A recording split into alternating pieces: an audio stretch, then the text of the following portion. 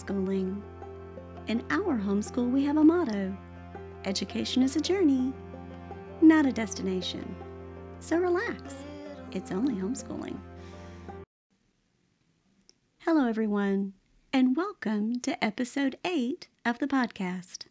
My name is Kimberly Bennett, and I am your host. If you're new here, welcome. Thanks for giving us a listen.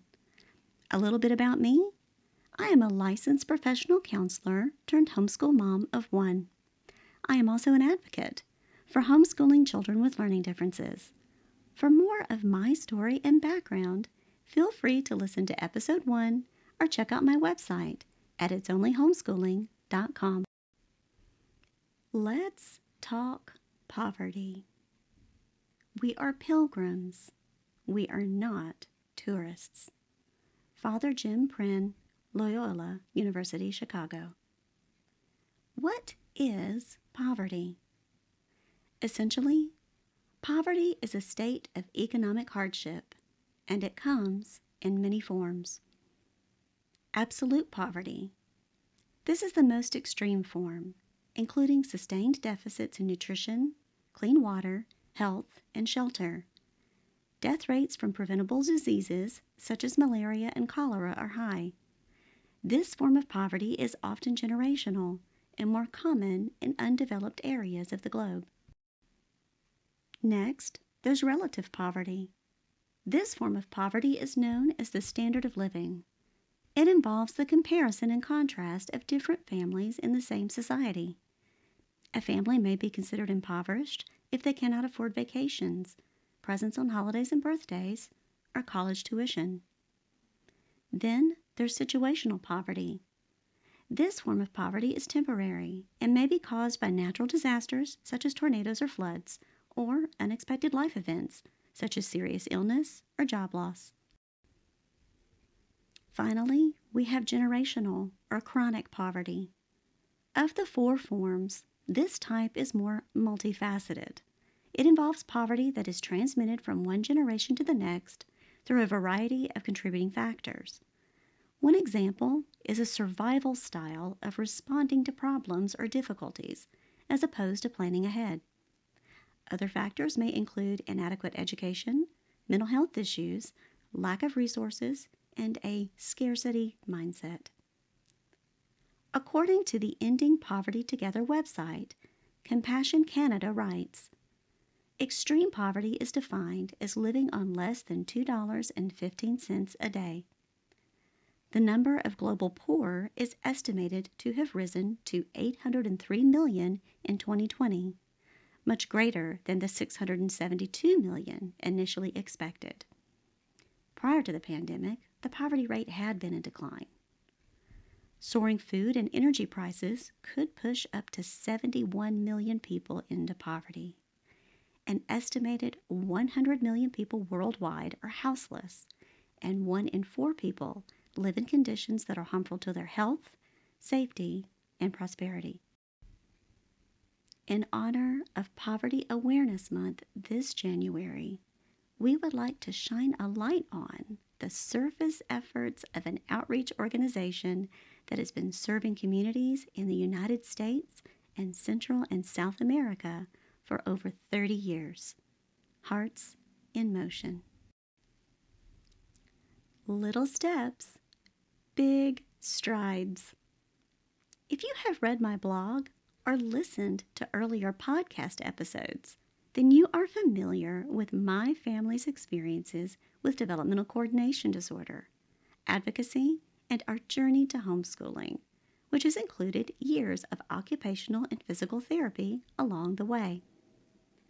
Part of that journey also included the use of custom orthotics to help correct severe pronation issues, helping our son learn to walk properly.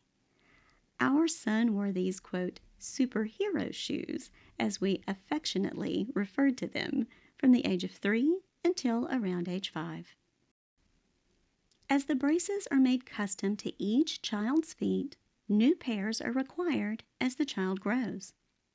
If you're a parent listening to this podcast, then you know all too well how quickly children can grow.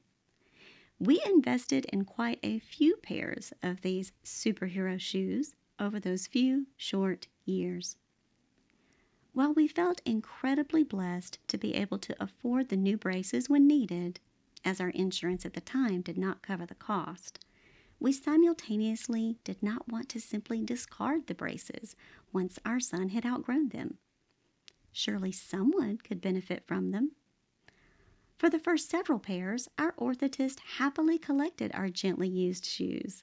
In her free time, she often traveled to various impoverished areas in Central and South America with her church.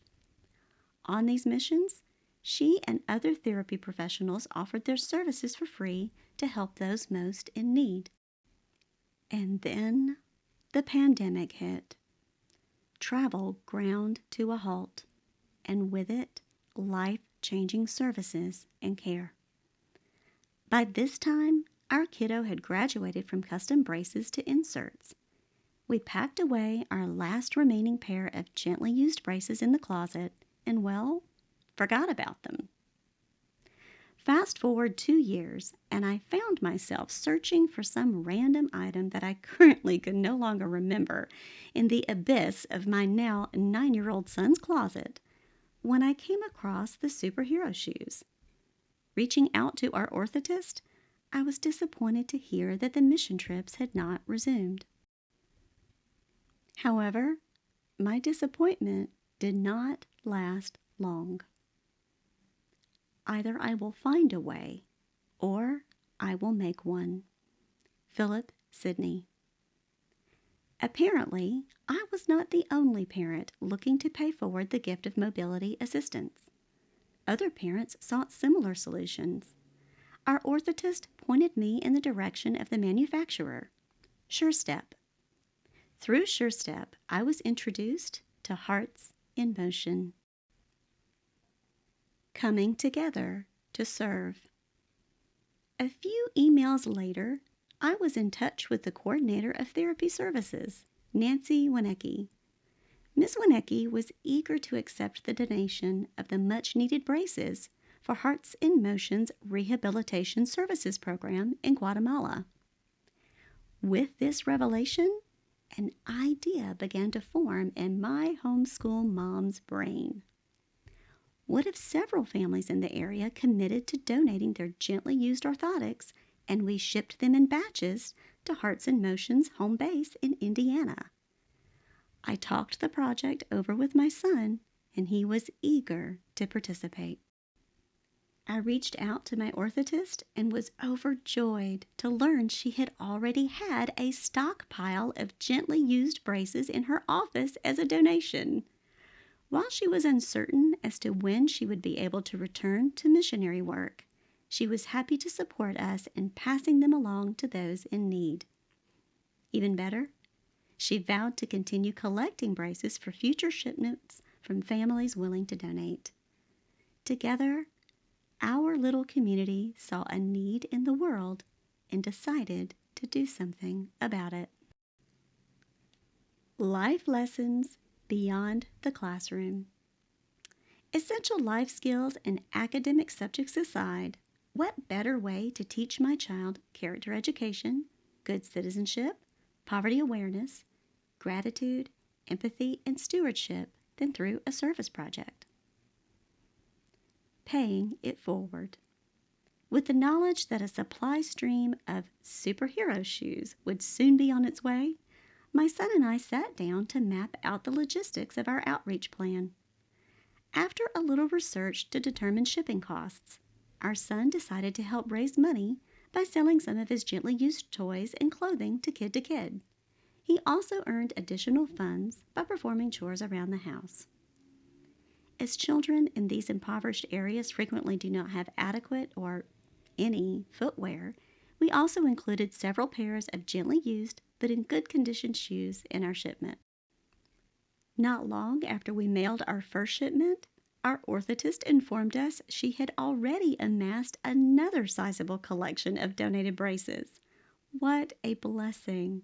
So, our one-time venture has now turned into an ongoing service project for our little homeschool family. Hearts in Motion.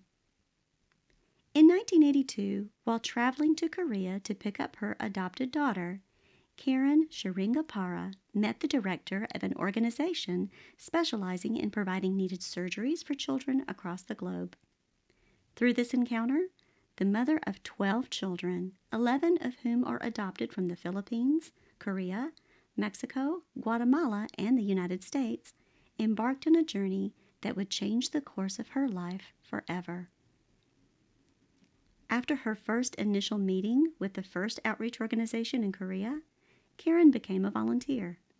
Over time, she began to understand the breadth and depth of the global crisis for children needing medical care in underdeveloped countries. Furthermore, she recognized removing young children from their families of origin can be traumatic for all involved. Thus, she decided on a different approach. In 1990, Karen began taking medical teams to children in need in Central and South America. Hearts in Motion was born. In 1993, Hearts in Motion Incorporated received 501c3 status. For I know the plans I have for you. A person may have many ideas concerning God's plan for his life, but only the designs of His purpose will succeed in the end. Proverbs 19:21, the Passion Translation. Following her servant's heart and walking in obedience to Christ, Karen exuded robust leadership skills, and Hearts in Motion began to grow. Based in Schererville, Indiana, today Hearts in Motion has satellite locations in Louisville, Kentucky, Maquinago, Wisconsin, Tulsa, Oklahoma, and Gualan, Zacapa, Guatemala. The Indiana location also houses a resale shop where patrons can donate new or gently used household items, clothing, or furniture for resale, with monies earned helping to fund their numerous outreach programs in the U.S., Central, and South America. Handmade items from Guatemala are also featured in their resale shop. As part of its international impact, Hearts in Motion hosts mission trips to various countries in Central and South America. From its Central America headquarters in Zacapa, Guatemala, Hearts in Motion sponsors a nutrition center, an orphanage named Reese House, a senior center, and 3 therapy centers. Mission trips include, but are not limited to, various service projects, including surgery, general, medical, vision, dental, and cervical screening clinics, helping babies breathe, helping mothers survive seminars, construction projects, and rehabilitation services. Volunteers have the opportunity to work alongside members of the local community in service. Additionally, there is the Infrastructure Building Program in Pueblo, Modelo. In partnership with the Good Shepherd Lutheran Church, Hearts in Motion has helped rebuild Pueblo, Modelo over the past 20 years following the devastating effects of Hurricane Mitch in 1999. These efforts have also produced the Good Shepherd Learning Center and the Nancy Osorio Library. Finally, Hearts in Motion sponsors Music in Motion, a music therapy program offering free music lessons and gifting the healing power of music to the impoverished communities of Guatemala. Today, on the It's Only Homeschooling podcast, we speak to Erin Frazita, the Mission Trip Director for Hearts in Motion. Hi, today I have with us Erin Frazita from Hearts in Motion, the Mission Trip Director. Welcome. Thank you so much for joining us today. Thank you so much for having me. We really appreciate you taking the time out of your busy schedule to join in our little homeschool project. So can you tell us a little bit about what your job is like and what is involved with being the Mission Trip Coordinator for Hearts in Motion? Yeah, absolutely. So my job with Hearts Motion as the mission trip director is a lot of paperwork, but it's making sure that we have everything together and ready to go for our trips. So that's a big piece of it.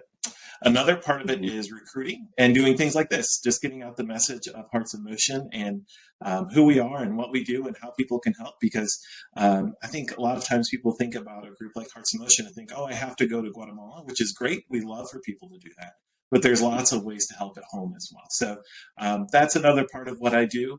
And just trying to recruit churches and groups and different groups of people to come down and be able to serve using their gifts and talents. Awesome. And that is something that we want to be a part of as well as homeschoolers. It's not always feasible for everyone to just travel to Guatemala, but I think it's important for people to know that you don't have to necessarily get on a plane and go there. There's lots of different ways to be the hands and feet of Christ and to provide service and to help support with that outreach. With our Salt and Light project here as part of our homeschool, it fulfills a lot of different things for us. One, it helps support the Texas Education Standard requirements for a course in good citizenship or character education training. But also just as a parent, it helps teach our children, or for us in our home, it helps hold us accountable so that we can ensure that we are committing to service in our homeschool and committing to a servant's heart. That's what's so important to us. Mhm. We came in touch with Hearts in Motion actually through our orthotics. My son wore special superhero shoes, we used to call them, from the ages of about 3 until 6, and they're custom and they're not cheap. And we certainly hated to just throw them away when we were done with them. So we got in touch with our orthotist, and she used to have mission trips, but unfortunately COVID kind of shut all of that down. So she sent us back to SureStep, the makers of our orthotics, and SureStep put us in touch with your organization. For us and for teaching children, we started our project of collecting our orthotics and sending them to you so you could, in turn, your organization could take them down to your mission in Guatemala and provide them along with services for children there and hopefully make a huge impact and a difference in their lives.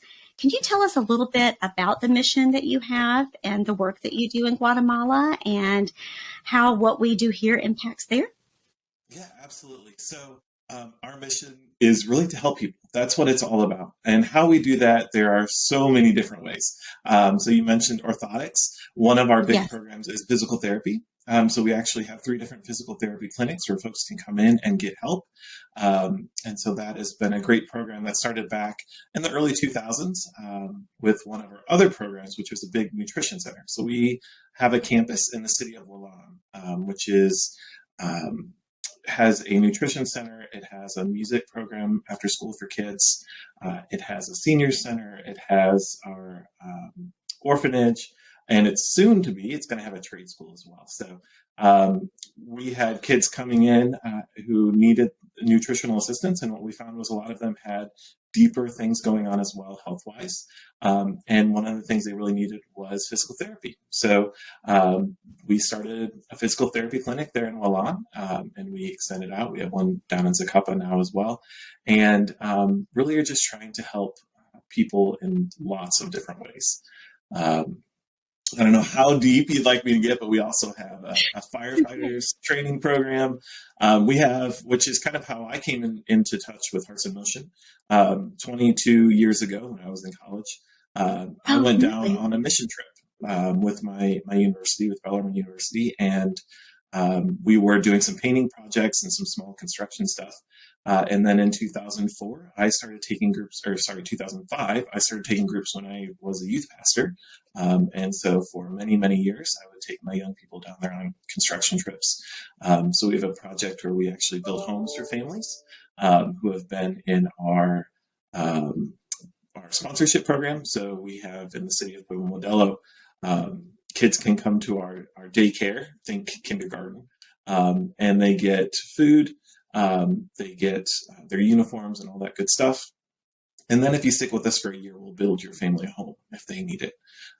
Many of the people in the city of Pueblo Modelo, their homes are just cobbled together, whatever they can find. So the last home we built for a family was literally just sticks and tarps. And we want people to be able to have somewhere safe to go home to.